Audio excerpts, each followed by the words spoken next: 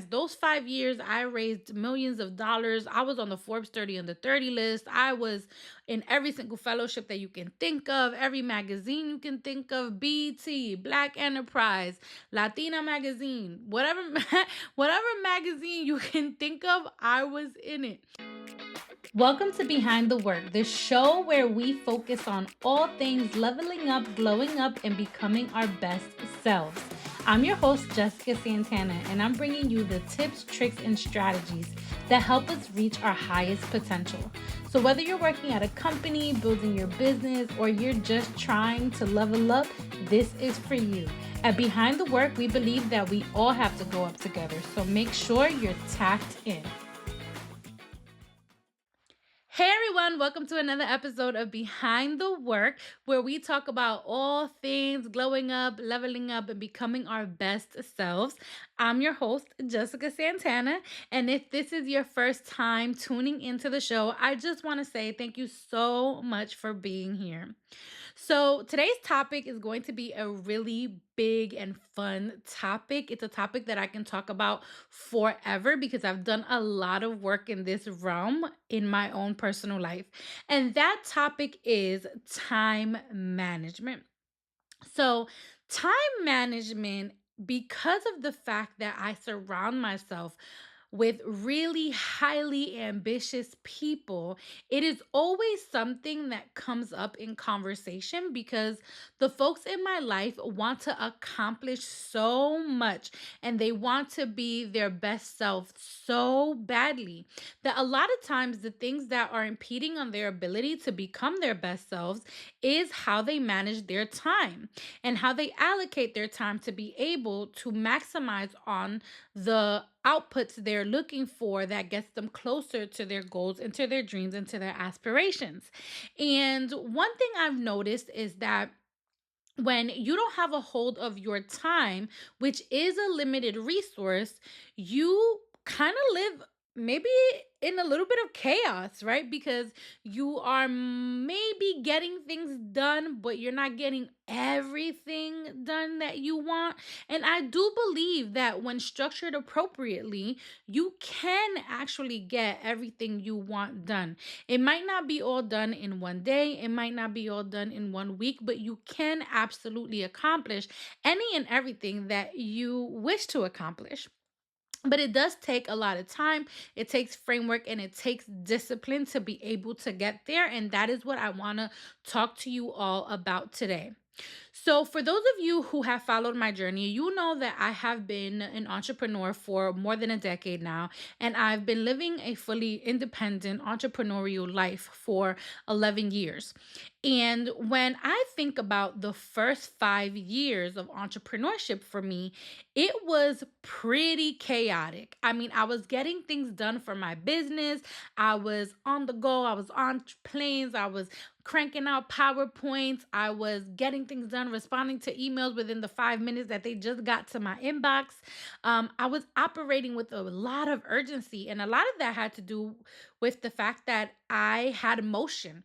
And because I had motion, I was like, you know what, just like you gotta go in on your dreams and you gotta get things done and you gotta stay laser focused and have tunnel vision so that you can accomplish in your business what you want to accomplish.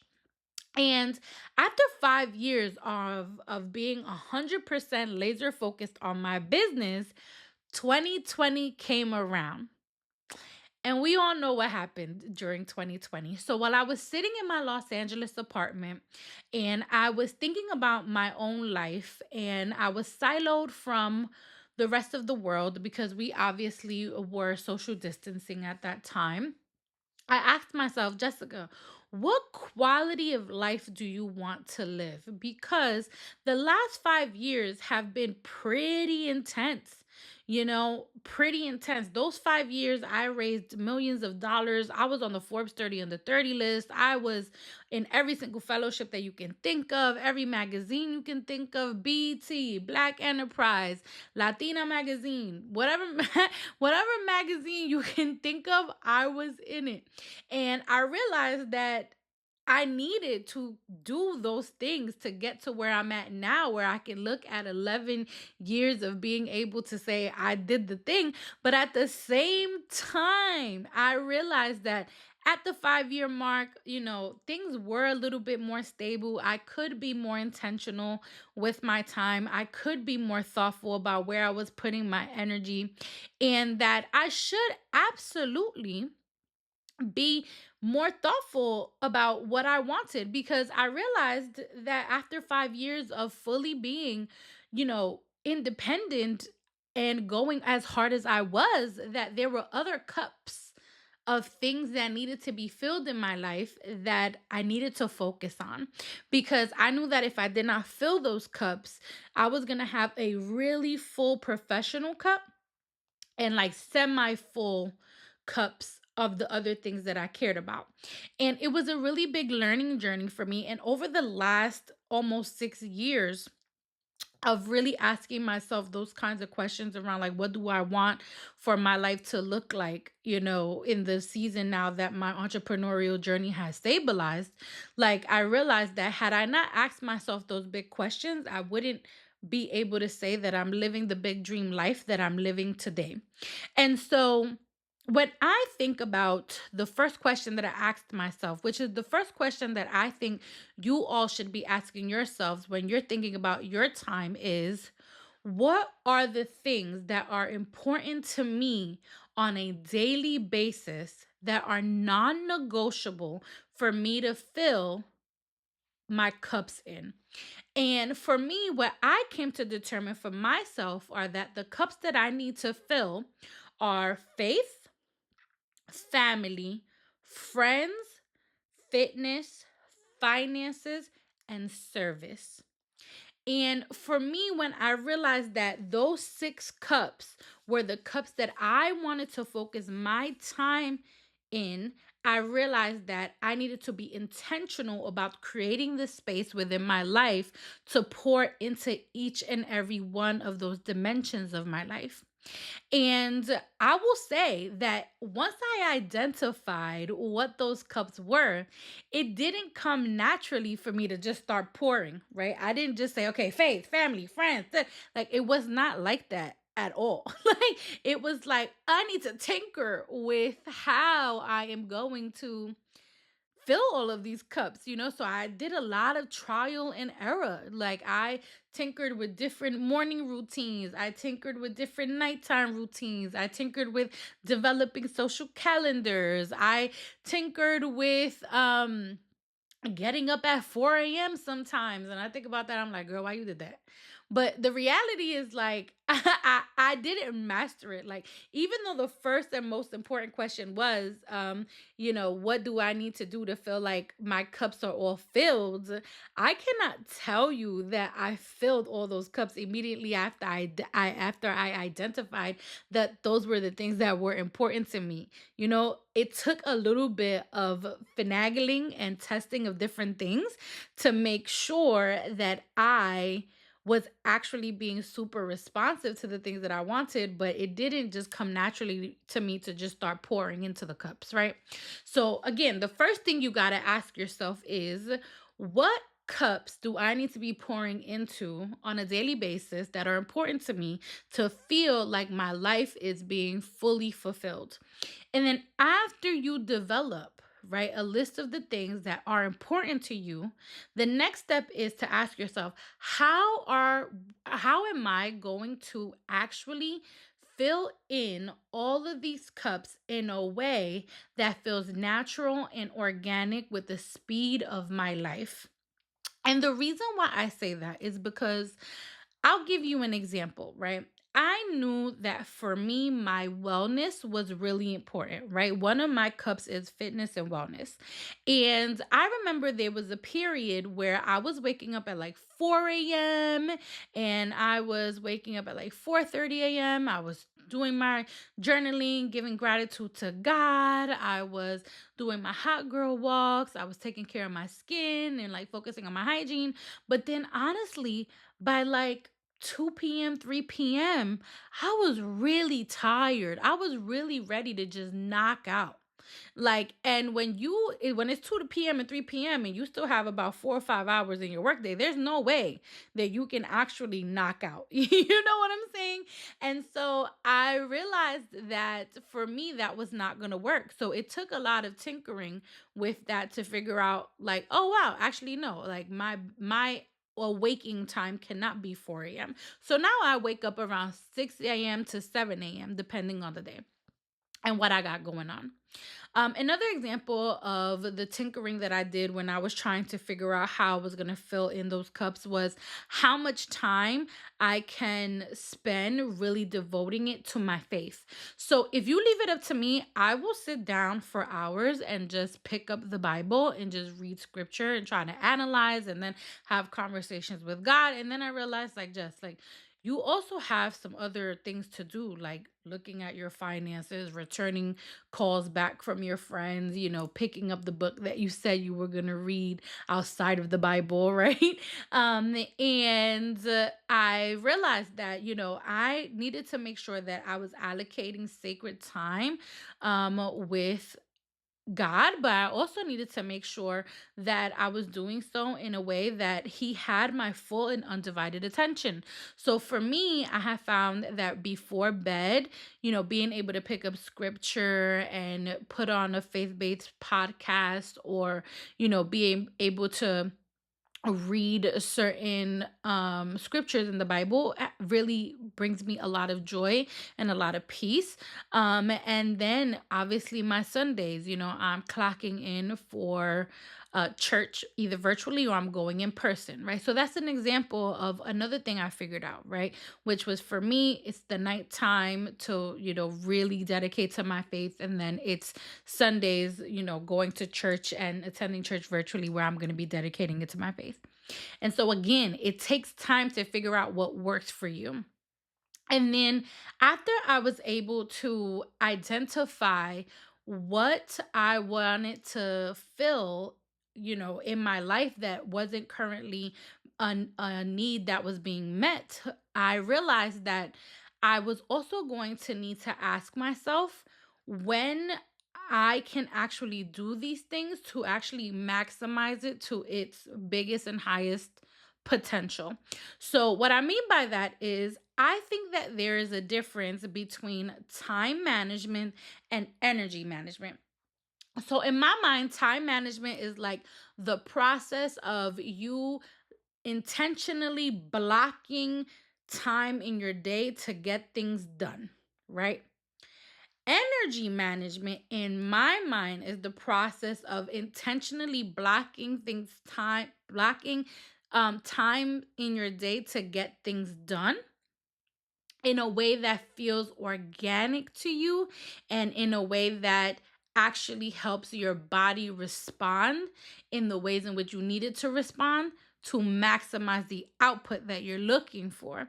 And so I'll give you an example of this, right? In my own life, I realized that in order for me to accomplish the things that I want to accomplish as an entrepreneur, I need my work days to be scheduled and structured in a very specific way. So it looks like, for me, 9 a.m. to 12 p.m., that is the period where I'm doing deep work. I'm looking at decks, I'm looking at contracts, I'm looking at things that require a lot of detail orientation, that I know I don't do my best work in that within the 12 p.m. to like 5 p.m. time frame. I can't, because by this time I'm in meetings, pings, and I just can't. I'm also getting a little bit sleepy, right? And so for me, that 9 a.m. to 12 p.m. undisturbed time is something that is a non negotiable for me. Maybe I make concessions sometimes depending on whether or not a partner or a client or a sponsor is trying to get on my calendar much earlier. But my team knows that they should not put time on my calendar between 9 a.m. to 12 p.m. for a meeting that I absolutely need to be present for, because I need that time to really lock in on deliverables. And I also noticed that from 12 p.m. to 5 p.m., that is my most social time, right? That is when I can talk to people. I'm feeling my best self. I can be charismatic. I can be outgoing. I can pour into my relationships and I can pour into the people aspect of my business without feeling like I am betraying a lot of the administrative and a lot of the operational tasks that need my attention. And so 9 a.m. to 12 p.m., deep work. 12 p.m. to 5 p.m., ping me, text me, call me. Let's do meetings. Let's check emails. Let's collaborate. Let's do strategic planning.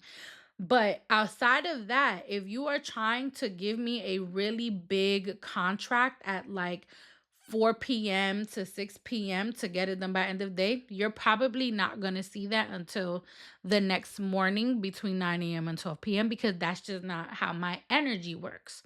Another thing I noticed around energy is that I find that when I do not touch my laptops on Saturdays and Sundays, I feel really good on Mondays, right?